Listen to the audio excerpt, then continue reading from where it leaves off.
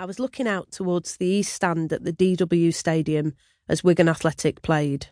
The ball hit the back of the net. A roar of noise engulfed us. A friend leaned over and said, "It must be a big feeling." She didn't mean the score.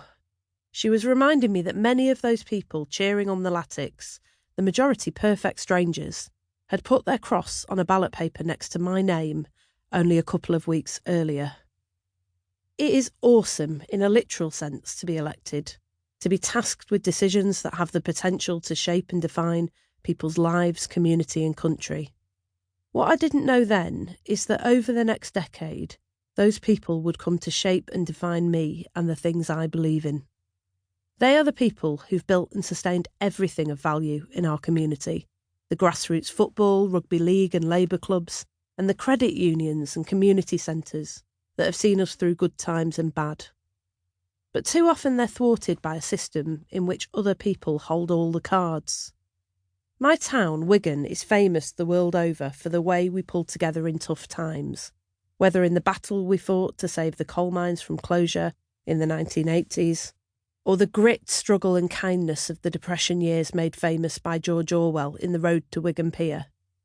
But like so many others in Britain and around the world, we've been battling a system that at best fails to protect the things that matter to us, and at worst has completely undermined them. I saw this for myself in 2019, when Bury Football Club went into administration and agonisingly, after being bought and sold by a chain of rotten owners, was expelled from the Football League. Bury is a Lancashire town near to Wigan, where I spent my teenage years. My stepdad was a lifelong attendee at Gig Lane.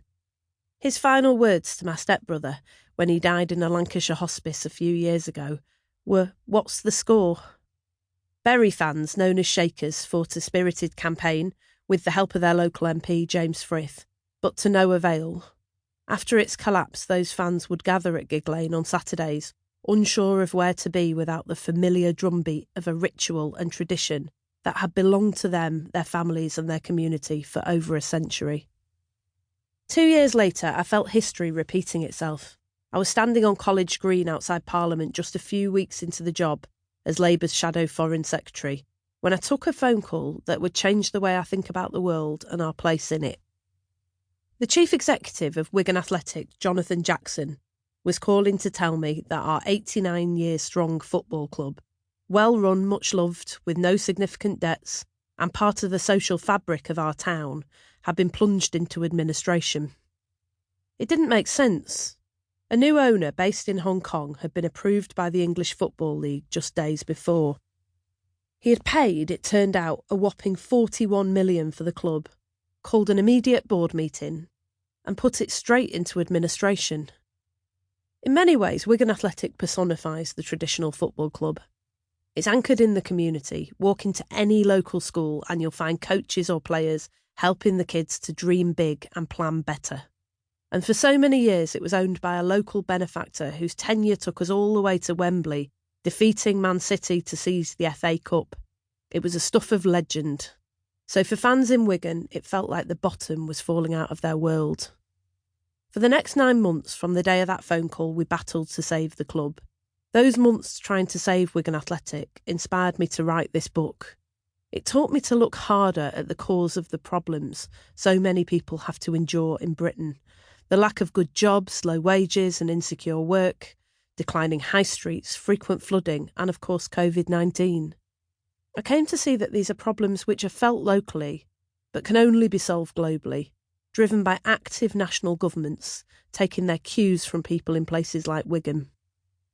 I am convinced that if we understand those cues and have the will to respond, we can work with like-minded governments across the world to deliver the change they need. After all, my party, Labour, has always been strongly internationalist. But as our football club fell apart, it became apparent that if change was coming, it would come only from ourselves. Administrators were brought in and set about selling off the assets.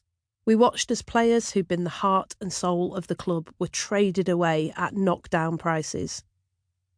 The administrators charged hundreds of pounds an hour, while staff who had worked for the club for years were laid off. I stood on the sidelines of the first press conference, watching a performance play out for the assembled national media. While staff